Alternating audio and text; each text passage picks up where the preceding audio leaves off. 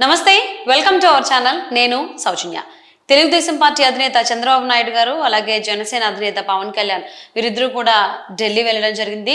NDA సమావేశంలో వీళ్ళు పాల్గొనబోతున్నారు. అలాగే మూడవసారి కూడా ప్రధాని మోదీ గవర్నమెంట్ని ఫామ్ చేయబోతున్నారు కాబట్టి కేంద్రంలో సో ఇటు టీడీపీ జనసేనకి కలిపి 6 ముఖ్యమైనటువంటి మంత్రి పదవులు దక్కేటువంటి అవకాశం ఉంది అన్నట్లుగా మనకు తెలుస్తుంది.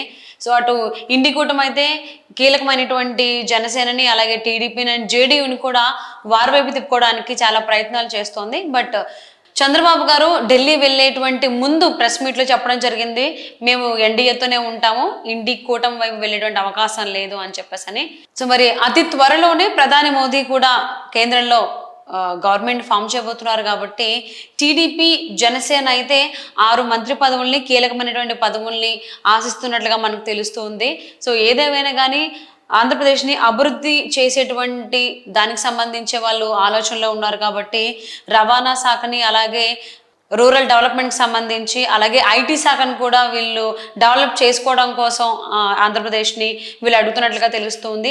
అంతేకాకుండా ఆరోగ్య శాఖని అలాగే పోలవరం ప్రాజెక్ట్ని కంప్లీట్ చేసుకోవడం కోసం వ్యవసాయ అలాగే జలశక్తి శాఖను కూడా టీడీపీ అలాగే జనసేన వాళ్ళు అడుగుతున్నట్లుగా మనకు తెలుస్తుంది.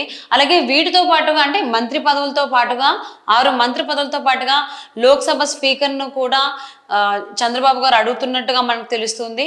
అలాగే చంద్రబాబు గారే కాకుండా అటు జేడీయూ నుంచి కూడా లోక్సభ స్పీకర్ కావాలి అన్నట్టుగా వాళ్ళు కూడా అడుగుతున్నట్లుగా మనకు తెలుస్తుంది. సో మరి లోక్సభ స్పీకర్కి సంబంధించింది అయితే మనకి ఇంకా టైం పడుతుంది తెలియడం కోసం.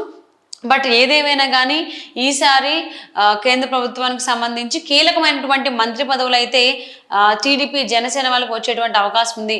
అందులో ఒక్క స్థానం అయితే ఖచ్చితంగా జనసేనకు వెళ్తుంది. మిగిలినటువంటి 5 లేదా 4 మంత్రి పదవులు అయితే ఖచ్చితంగా టీడీపీ వాళ్ళకే వచ్చేటువంటి అవకాశం ఉందన్నట్టుగా మనకు తెలుస్తుంది.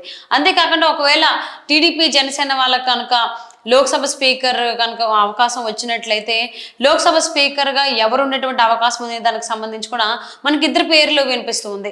ఒకటి శ్రీకాకుళం నుంచి పోటీ చేసినటువంటి రామ్మోహన్ నాయుడు గారి పేరు వినిపిస్తుంది. సో ఇంతకు ముందు కూడా ఆయన గలం ఏ విధంగా అక్కడ ఉన్నటువంటి సభలో వినిపించారో మనం అందరం చూసాం. అంతేకాకుండా హిందూపూర్ నుంచి పార్థసారథి గారి పేరు కూడా వినిపిస్తుంది. ఇన్ కేస్ లోక్సభ స్పీకర్గా అయ్యేటువంటి అవకాశం ఉంటే కనుక టీడీపీ నుంచి వీరిద్దరి పేర్లు వినిపిస్తుంది. జనసేన నుంచి అయితే మనకు అంతగా 2 స్థానాలు మాత్రమే వారు పోటీ చేశారు కాబట్టి ఎక్కువ ఛాన్సెస్ అనేది టీడీపీకి, ఎందుకంటే చాలా సీనియర్ని మాత్రమే లోక్సభ స్పీకర్గా ఉంచేటువంటి అవకాశం ఉంది కాబట్టి. ఇంతకుముందు టీడీపీ హయాంలో బాలయోగి గారు అలాగా లోక్సభ స్పీకర్గా ఉండడం జరిగింది. ఈ విషయం అందరికీ తెలిసిందే.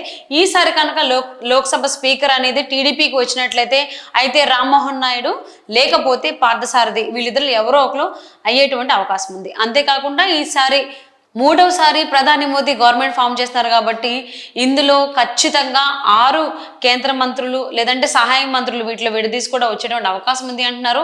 అదేంటనేది మనకు పూర్తి వివరాలు తెలియాల్సి ఉంది. ఏదేమైనా ఆంధ్రప్రదేశ్ని అభివృద్ధి చేసేటువంటి ఆలోచనలో ఉన్నారు కాబట్టి రవాణా, రూరల్ డెవలప్మెంట్ అలాగే ఐటీ శాఖని అండ్ అంతేకాకుండా ఆరోగ్య శాఖ అండ్ వ్యవసాయ జలశక్తి శాఖలను కూడా జనసేన టీడీపీ వాళ్ళు అడుగుతున్నట్లుగా మనకు తెలుస్తుంది. సో మరి చూడాలి రాబోయేటువంటి రోజుల్లో ఈ 6 శాఖలతో పాటుగా లోక్సభ స్థానం వచ్చేటువంటి అవకాశం ఉందా లేకపోతే ఏంటి అనేది మనకి ఇంకా తెలియాల్సి ఉంది.